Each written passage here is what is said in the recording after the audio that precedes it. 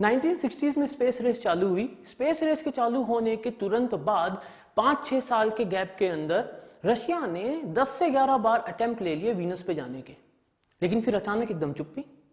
1990s में कोई बात ही नहीं कर रहा वीनस के बारे में। अब अचानक सबके अंदर एक जिज्ञासा, एक क्यूरियोसिटी फिर जाग गई है वीनस को पढ़ने की। इनफैक्ट अब तो हालत ये है कि इसरो ने भी शुक्रयान प्लान कर लिया है, जो पहले 2023 में शायद जाने वाला था, अब शायद थोड़ा आगे खिसक गया because of the pandemic.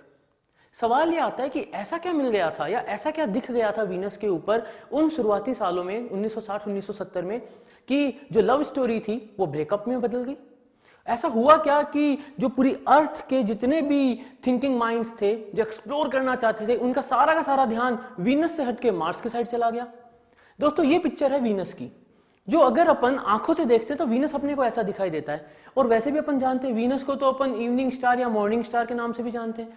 Venus के बारे में कुछ खास बातें दोस्तों ऐसी है कि वीनस जो है वो सूरज के बगल में दिखता है अपने को, चढ़ते सूरज के बगल में भी दिखता है, डूबते सूरज के बगल में भी दिखता है। इनफैक्ट ये माना जाता था कि ये एक ही नहीं, दो अलग अलग स्टार हैं या प्लेनेट है।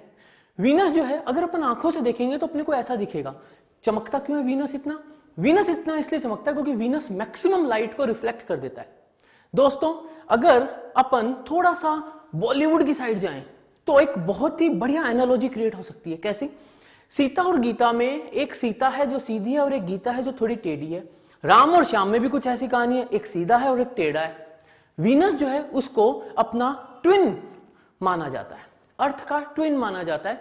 साइज में बहुत ज्यादा डिफरेंस नहीं है।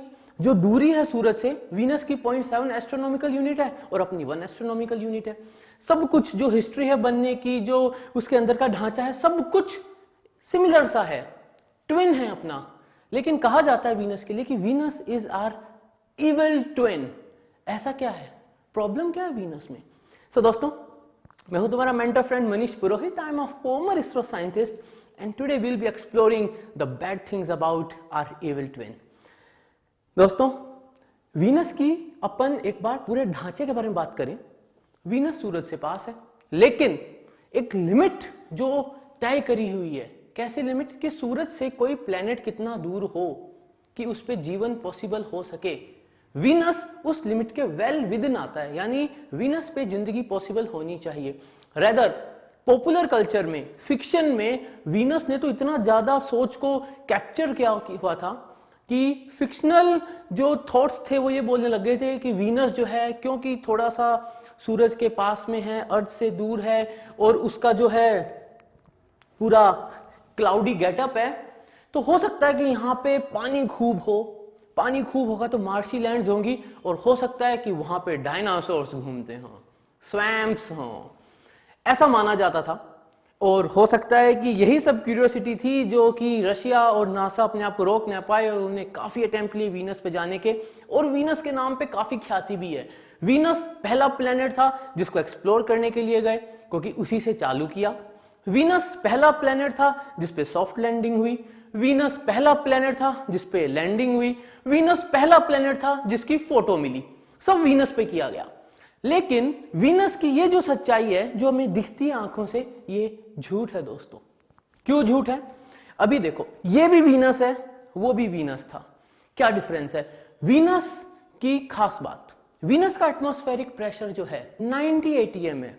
अगर मैं इसको अर्थ पे कंपेयर करूं तो अगर मैं अर्थ में किसी समुद्र के अंदर चला जाऊं 1 किलोमीटर नीचे, तो मेरे ऊपर जो पानी का प्रेशर होगा उतना प्रेशर मेरे को वीनस की धरती पे मिलेगा। यानी अगर वीनस पे अपन उतरते हैं तो प्रेशर से दब के फट जाएंगे, काम खत्म। ठीक है, पहली चीज। दूसरा, वीनस मोस्टली CO2 का बना हुआ है, मोस्टली CO2 का, लेकिन अप्रोक्सीमेटली अर्थ के बराबर सा मान सकते हैं, ज्यादा बहुत बड़ा गैप नहीं है।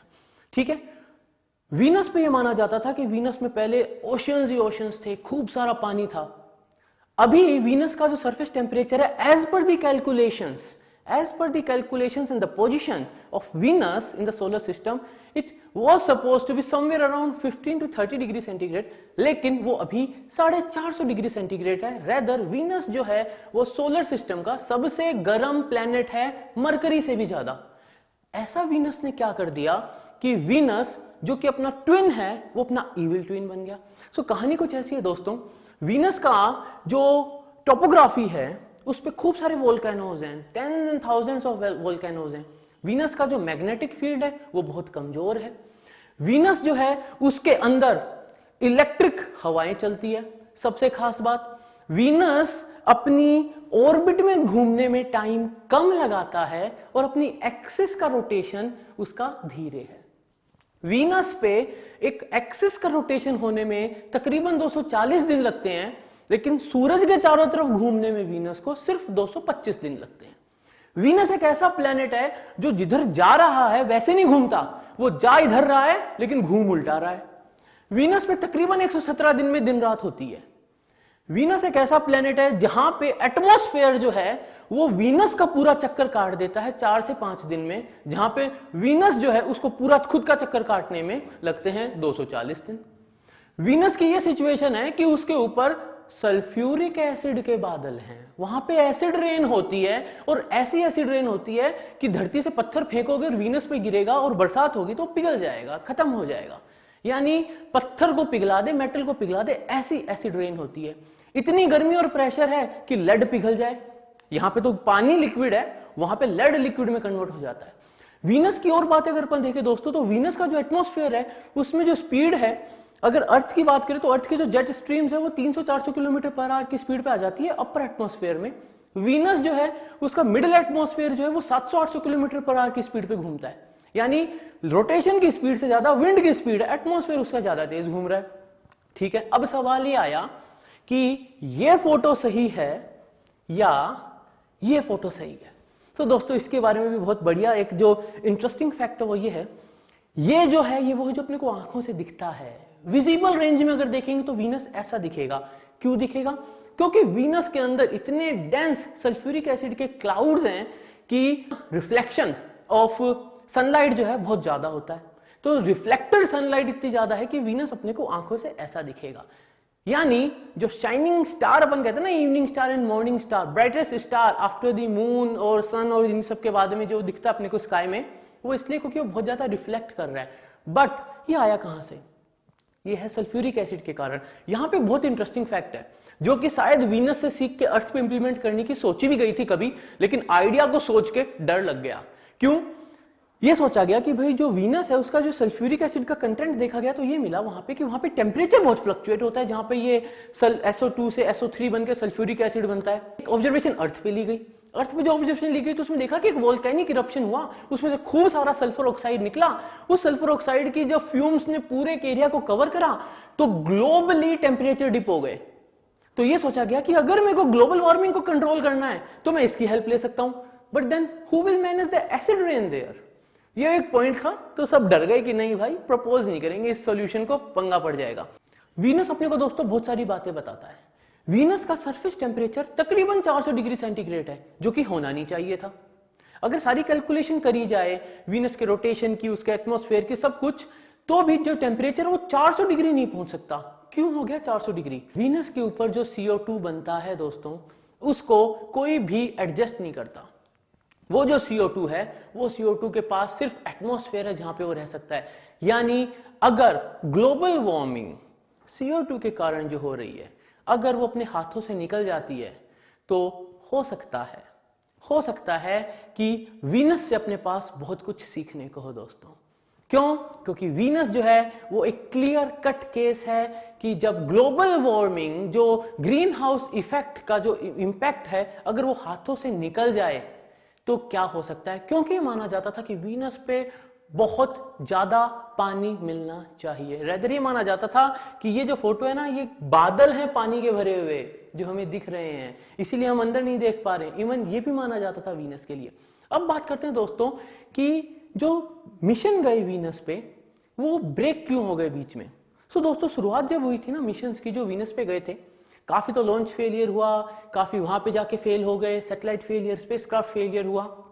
लेकिन जैसे जैसे इंफॉर्मेशन मिलने लगी वीनस के बारे में और जैसे जैसे साइंटिफिक कम्युनिटी को पता चला कि वीनस का सरफेस टेम्परेचर ही बहुत ज्यादा है, वहां पे तो प्रेशर 90 ATM के बराबर है, सल्फ्यूरिक एसिड के क्लाउड हैं, अगर वीनस की धरती पे अगर कोई इंसान खड़ा है तो उसको सब ऑरेंज ही दिखने वाला है। वैसे वीनस जो उसकी टोपोग्राफी ग्रे कलर की होनी चाहिए, लेकिन अगर मैं वीनस पे खड़ा होकर देखूंगा तो मुझे सब ऑरेंज दिखेगा। ये जब सारी बातें पता चली तो कहीं ना कहीं लोगों को लगा कि नॉट ऑफ मच इंटरेस्ट, करेंगे क्या, रह ही नहीं सकते, जीवन तो वहां पे पॉसिबल ही नहीं है, तो जाके क्या करेंगे, एक्सप्लोर क्यों करेंगे। लेकिन दोस्तों अभी रिसेंटली रिसर्च हुई है, एक डेटा निकला है, वो जो डेटा निकला है MIT और स्टैनफोर्ड के जो चीफ गाइड्स हैं, रिसर्चर्स हैं, उन्होंने उसको एनालाइज किया and they have found a very spectacular sign. Phosphine मिला है दोस्तों अपर एटमॉस्फेयर में। फॉस्फाइन जो है उसका रिलेशन अभी तक from all the non sources सिर्फ बायोटिक सिस्टम से है। बायोटिक सिस्टम यानी जिसमें जीवन है।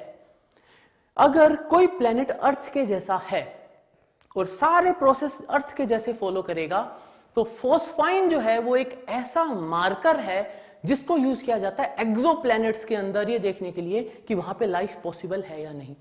लेकिन मुझे वो साइन वीनस से मिला। उसको जब बार बार चेक किया गया तो इट वाज फाउंड कि yes it is phosphine.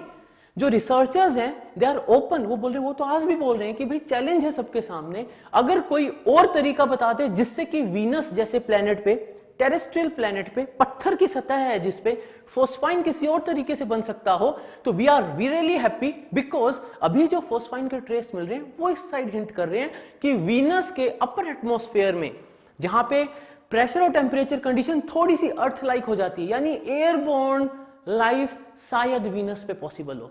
I think these are the all reasons why even India is planning Shukrayaan. Venus पे जाने का प्लान है इंडिया का और पूरी वर्ल्ड कम्युनिटी उसके अंदर पार्टिसिपेट करना चाह रही है।